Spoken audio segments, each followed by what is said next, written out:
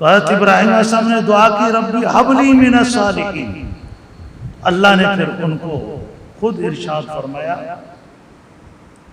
فَبَشَّرْنَاهُ بِغُلَامٍ حَلِيمٍ،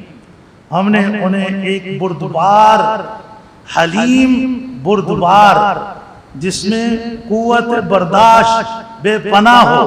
حلیم اللہ کی صفت ہے، ایسے بیٹے کی ہم نے انہیں بشارت دی۔ اور پھر ان کا حلیم ہونا، ویسے تو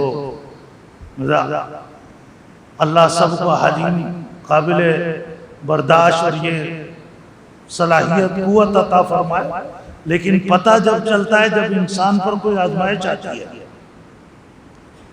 تو آزمائش اتنی بڑی آئی، اس سے ان کا حلیم ہونا صرف حضرت ابراہیم علیہ السلام پر نہیں، قیامت تک آنے والے لوگوں